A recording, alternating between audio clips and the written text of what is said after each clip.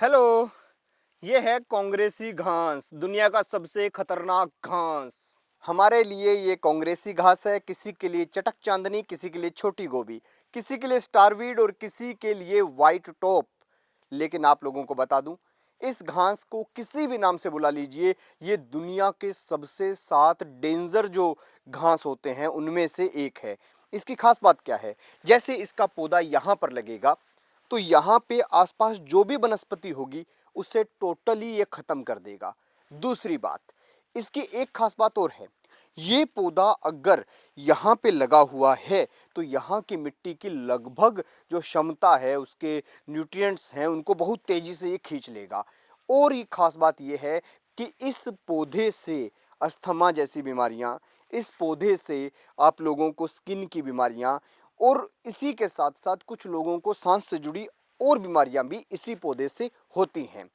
और खास बात इसकी ये है कि बायोडाइवर्सिटी के लिए सबसे खतरनाक पौधा है ये, क्योंकि ये बहुत से पौधों को निगल जाता है, खत्म कर देता है।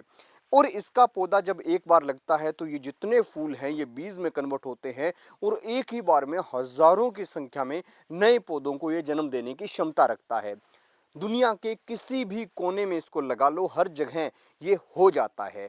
अब रही बात कि ये भारत में कैसे आया और इसे कांग्रेसी घास क्यों कहते हैं, क्योंकि दोनों की स्टोरी जुड़ी हुई है। कांग्रेस का राज था और नेहरू जी देश के प्रधानमंत्री थे। देश को जरूरत थी गेहूं की। गेहूं आती थी अमेरिका से, और अमेरिका से आने वाली जो गेहूं थी उसके साथ इसके आ गए बीज। और यहाँ पर भारत के कोने कोने में जहां जहां गेहूं हुई वहां वहां ये घास जो है पहुंच गया। जितना अच्छा नहर का पानी उतना ज्यादा कांग्रेसी घास, जितनी ज्यादा उर्वरक क्षमता वाली जमीन उतना अच्छा कांग्रेसी घास वहां पर पैदा होने लगता है। अब आप कहेंगे कि मैं तो इसकी नेगेटिविटी ही नेगेटिविटी गिनवा रहा हूं। नेगेटिविटी इसलिए गिनवा रहा हूं क्योंकि इसकी जड़ देखिए कितनी लंबी जड़ है। इतनी लंबी जड़ है, अगर इसको आप उखाड़ के नहीं फेंकते तो ये हजारों की संख्या में बीज पैदा कर देता है। और इसके अलावा इसके ऊपर बहुत कम स्प्रे हैं, हर्बिसाइड बहुत कम हैं जो इसके ऊपर असर करते हों। जैसे राउंड अप है जिसमें ग्लाइफोसेट होता है, वो आप अगर डाल देते हैं तो उससे कुछ हद तक ये खत्म होता है। बाकी इसको खत्म करने के लिए बहुत महंगे महंगे केमिकल्स का इस्तेमाल करना पड़ता है। अब रही बात कि इस घास को हम कैसे खत्म कर सकते हैं नेचुरल वे में, तो ये आया अमेरिका से। अमेरिका में एक कीट पाया जाता है, उस कीट की ये जो खासियत है कि वो इसके पत्तों को ही खाकर जिंदा रहता है।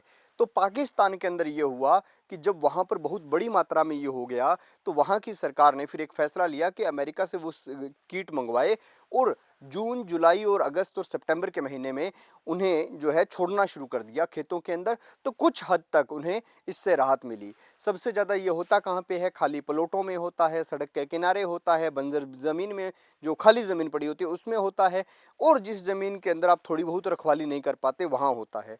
अब हमारा ये खेत है, इस खेत के अंदर आपको नहीं दिखेगा, लेकिन इसकी साइड में मेड़ है, मकान का दूसरा हिस्सा है, पीछे की खाली जगह है, वहाँ पे हर जगह आपको ये घास जो है दिखाई देगा। तो इसके लिए सरकार ने एक नियम भी बनाया था कि जहाँ भी आपको ये घास दिखाई दे आप इसे तुरंत प्रभाव से उखाड़ें।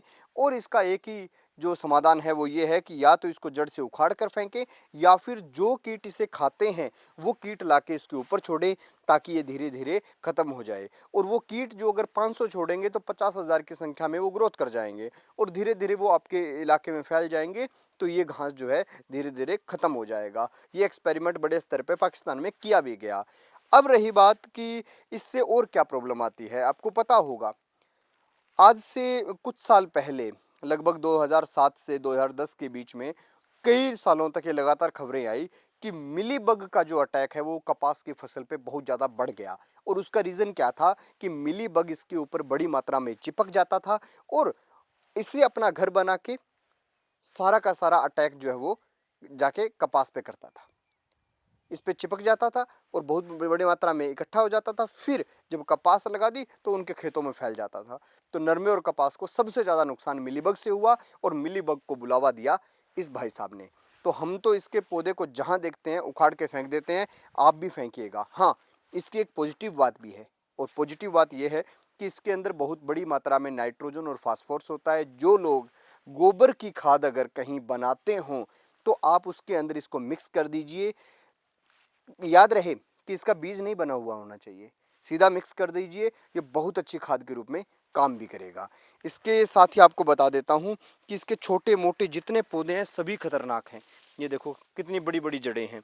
और आज हमने ये सारे पौधे उखाड़ भी दिए और आपको इन पौधों के बारे में बता भी दिया। खैर दोस्तों, ये इन्फॉर्मेटिव लगी हो वीडियो तो ज़्यादा से ज़्यादा लोगों तक पहुंचाएं। और मैं तो उम्मीद यही करता हूं कि जहां भी आपको ये घास दिखे इसे उखाड़ कर फेंक दीजिए।